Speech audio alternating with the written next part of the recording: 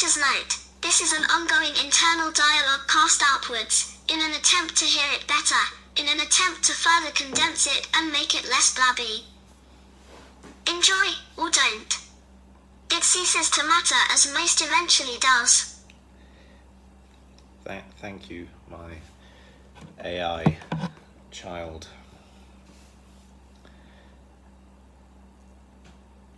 It's one thing to have an idea in your head, kind of a floundering notion, but to get to a point where you can transmit that idea as words and have it make sense, that's the point at which an idea becomes concrete.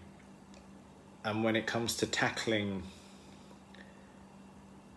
what lies in between the two edges of a double-edged sword, it can take some time. And it's taken me, with effort, a few months. Fortunately, I've been graced with the presence of a small dog child.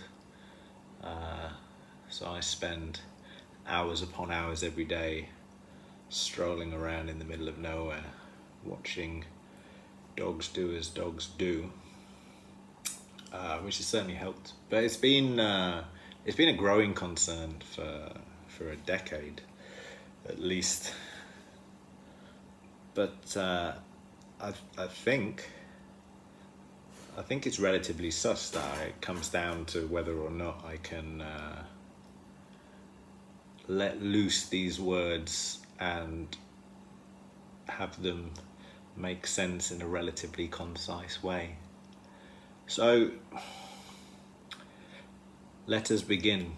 The crisis of meaning, or should probably be entitled The Crisis of Meaninglessness, because I think it is the meaninglessness experienced by a vast amount of individuals at the moment is the reason behind, or at least the leading reason behind, the amount of fucking ridiculousness that, especially the last 5-6 years, has brought about. Let's get it. So, there's two different types of validation that human beings not only seek but require in order to place themselves in the world. So firstly, there is external validation, and this is where an individual looks to the world outside of themselves to get some feedback on kind of like where they are, how they're doing, whether they're likable, unlikable. You know, it starts when we're a child. You know, it can be as simple as if as a young child you shit in your hand and throw it at your nearest relative, you are condemned. You learn that your place in the world is not unwanted, but certainly questioned at the time. And obviously if you take yourself off and study intensely for an hour and then come downstairs and recite what you've learned eloquently with no complaint, then you are reinforced. Internal validation, on the other hand, is essentially the feedback we give ourselves, you know, the conversation we have with ourselves regarding how we're doing. This comes later. Like, you need external validation, essentially builds the framework. As a child, you don't have the means of placing yourself. There isn't enough experience, but obviously as you develop, as you should develop, you become able to validate yourself. Whether or not you do that with great success is something we will touch upon later. So the ability to be able to internally validate depends almost entirely on the quality of relationship that you have with yourself. You need to know who you are. You need to be able to give and accept your own criticism and praise and love. You need to be able to be very objective and honest with yourself, which is difficult because it's you to you. There's no it's up to you. It's entirely up to you. So, and it's this relationship that you have with yourself that's kind of, it's built by the time we spend reflecting. So self-reflection, the dog is thirsty, it must drink, doggeth drinketh. So self-reflection is responsible for building this relationship we have with ourselves. And obviously self-reflection is something that comes about most often in times of discomfort, for want of a better. It's the moments when we're by ourselves, when we have shit to think about. So these moments they're uncomfortable. It might not be like painfully uncomfortable, but just something like boredom, like being able to sit when you're bored is a dying art. And so I think one of the most noticeable changes in civilization at the moment is the increasing frequency at which individuals are avoiding self-reflection, or at least self-reflection at times when it's uncomfortable, which is, as they say, there's no growth in comfort. It rings true. Like the times when you sit with yourself where you don't feel great are the times at which you will learn the most about yourself, and also teach yourself the most. These times when you're feeling bored, when you're feeling restless, they're also the times when your brain starts to claw outwards towards the idea of meaningful interest that we might want to pursue and stuff. The problem being is that the biggest tool for avoiding that self-reflection is now in the hands of fucking everyone, and it's in the hands of fucking everyone all the fucking time. The mobile phone. I took the dog for a walk. I must have passed 8 people taking a walk, but they weren't taking a walk. They were in motion whilst watching short clips of stuff. Who am I to say whether or not it's important? I don't know. I can cast my aspersions based on the sounds that those short videos make, but neither here nor there. There was a family of 4 when I went to the beach this morning, and each of them went to the beach to take a picture of themselves on the beach. They then sat as a family, but not really as a family, on the beach. I'm guessing processing the photos to make them more aesthetically pleasing and then uploading them. And then they left the beach. I'm not sure any of the 4 individuals that make up that family went to the beach today. Not really.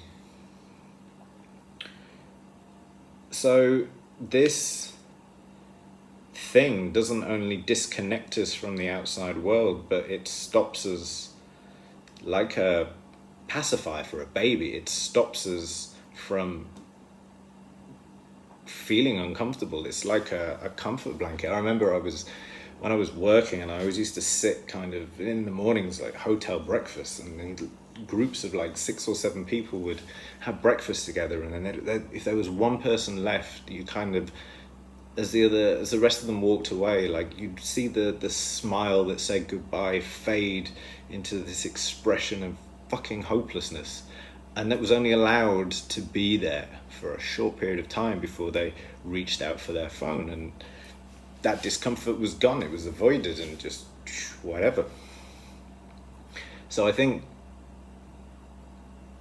being able to sit there at that time and have that conversation with yourself about how you feel and who you are, and take the time. Like, you have to learn yourself. It's not It's not just that you are who you are. Like, you don't know who the fuck you are. You don't know how you've processed your past. You don't know how your past has processed you. Like, it's not like... I think we're far too arrogant about how much we know about ourselves. I think we know very, very little. And I think we know a lot less now than we did.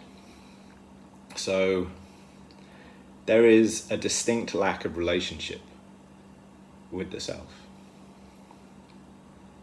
Now, that's kind of like one side of this double-edged sword. On the other side is this crisis of meaninglessness.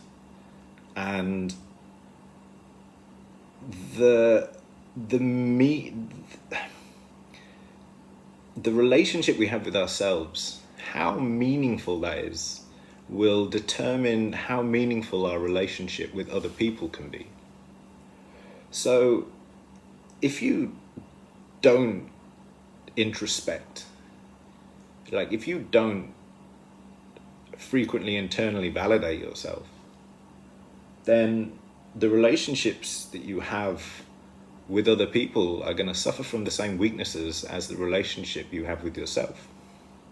Now, the biggest problem with this is we're social creatures, so we need those relationships, however they may be. Deep down, we need them to be meaningful, but to be honest, we fucking don't know how to do it anymore, because we don't know how to have a meaningful relationship with ourselves, because we're fucking so busy being distracted from any conversation we might have in our own little brain thinky tanks. So I think everything about our lives starts to become very, very superficial. But deep down, there is this craving for meaning, but because you don't know yourself, you don't know what that is, and you don't know how to obtain it. So what do? You look out to the world and see what's going on, and it's not a good place to be looking out at right now. If you're looking for finding meaning, you're going to find yourself very temporarily satisfied, and then potentially irreversibly damaged and lost. And the kind of the phones and the social media are just like they drive both of these things so hard into us, and they do it whilst predominantly are seen as completely harmless especially by the people who are using them frequently. You know, they will defend their distraction time. I'm tired, I've only got a few hours, just want to unwind, whatever it is, doesn't matter. And the problem is that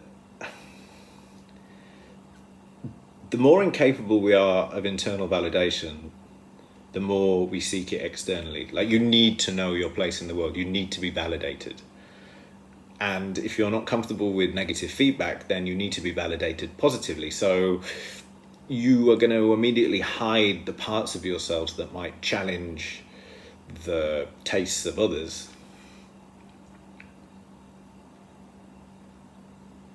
So what are you left to be validated for?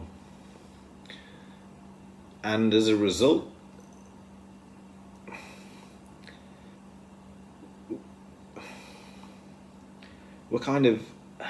we just put out this top layer, and it's a very it's not only is it not even a top layer, it's a top layer that we feel that we need to modify before we show it the world, because we want it to look better, which is, well, that's psychologically, that's really fucked up. If you think about it, if you take a photo of yourself and you look at it and you don't think it looks good enough to show the world, that you have to apply Z amount of filters to it, like deep down you know that what you're showing the world isn't actually you.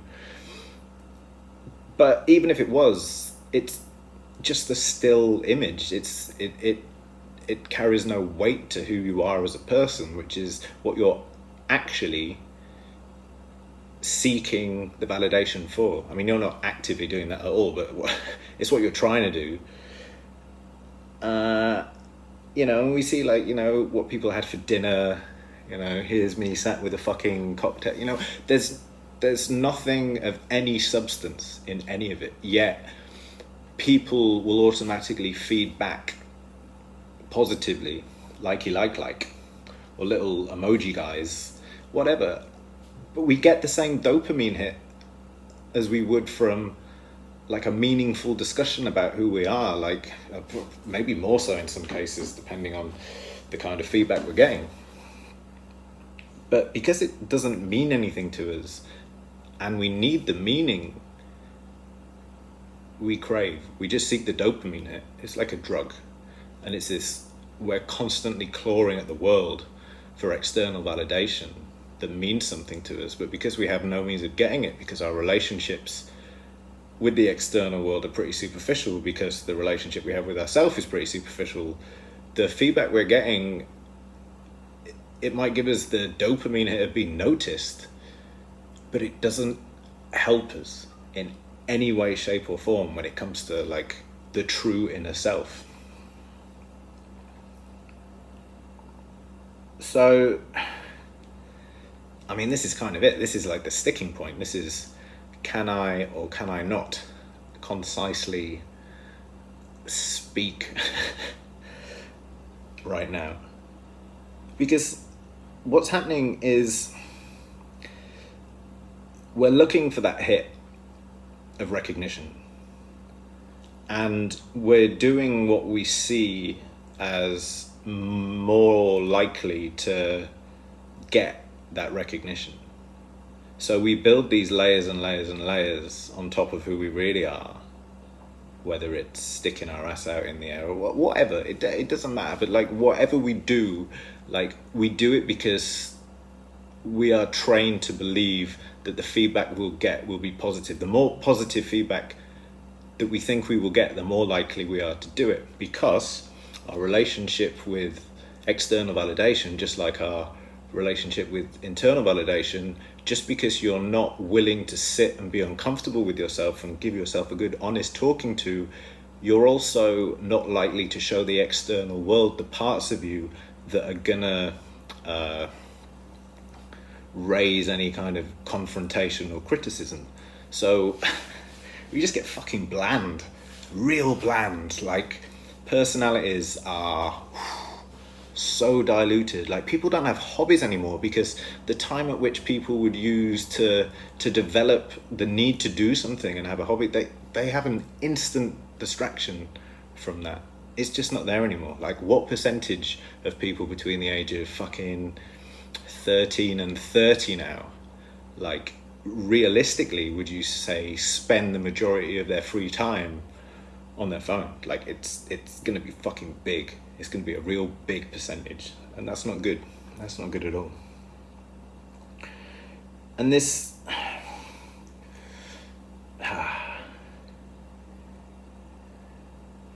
this external validation that we get that doesn't mean anything to us, that we need immediately because we are so desperately searching for validation, like it's become like an existential currency. It's like how everything works now. It's I'm not going to go into like the mechanisms behind social media and how your phones are fucking doing what your phones are doing. Like done with having to, you know, I've always said, like, if you can fucking just always ask yourself the question, does this mean something? Does this mean something to me? Or is this just here because it's convenient? Like, at any given point in life, you should be willing to ask yourself that question. And don't fucking skim the answer. Like, take the answer. Heading waffly at 20 minutes-ish. So the double-edged sword is this, and this is where, like, finally, after months and months of rummaging around, they come together, and I can describe that piece of metal that runs in between each cutting edge. So human beings are now distracted from building a relationship with themselves. Because in order to build a relationship with yourself, you have to sit with yourself when there's nothing else going on. And people don't like that. Nothing else is going on. So the voice in your head becomes, I don't know, increasingly frightening the less time you spend with it. So the more and more you kind of crave that distraction, you know, until eventually, like a split second, and you're like, I'm out of here. I'm gone. So you become addicted to this distraction. But what's strange is the way you get addicted to this distraction is by a means of gaining the validation that you need from yourself that you can't get because you don't have a relationship with yourself. you now try and get this externally, but your relationships with the outside world are as meaningless as the relationship you have with yourself. And that creates this kind of narcissistic character type, which, you know, like a decade ago, narcissism was just a word that people used to throw at their partners because they stopped loving them and left them, and in places it was probably accurate, in other places it probably wasn't. Whereas now it's this kind of, people are essentially just doing fucking nothing, and then they're showing it to the world, and they're not expecting feedback because they're fucking stupid. They're expecting feedback because the world gives them feedback, because there isn't any meaning there. It's easy. It's not challenging anyone. It's like, pretty face, done. That's the exchange. That's it. It's air for air. So, yeah, that's kind of where I'm at, and that's it's a crisis. It's a crisis of meaning, because we need it. Like we need it to develop. We need it to understand ourselves, and we need it to understand each other, and we don't have it. And as a result, we have, well, people will do anything to avoid the hard work that is building a relationship with yourself. And at times, building that relationship and maintaining that relationship is exceptionally difficult, because life isn't just about finding what there is to love about yourself, which can be exceptionally difficult, but it's also about identifying the things that make you feel very, very, very uncomfortable, challenged and threatened. And the problem is now is we have this unwillingness to go there, and now there is an increasing amount of ways to escape that on a very, very superficial level. And it might be a superficial level that is being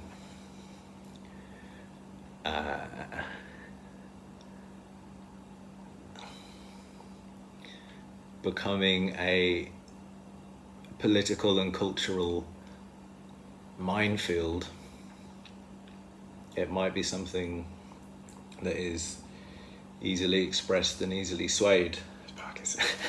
It's hard to talk about shit without talking about shit.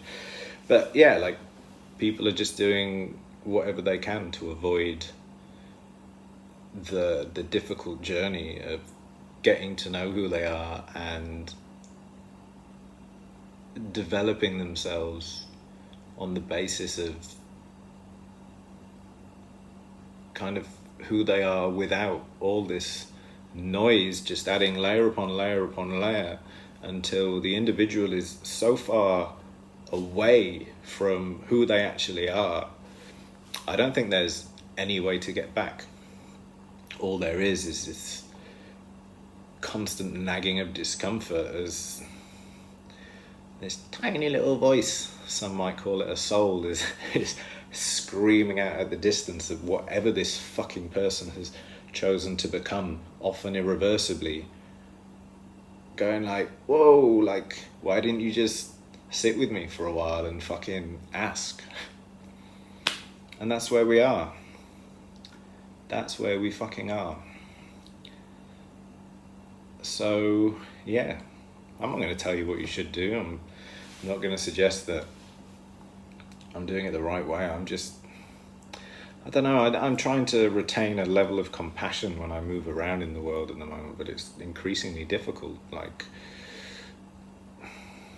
I do wish us all well, and like there is potential in every single fucking human being. Like we're so similar.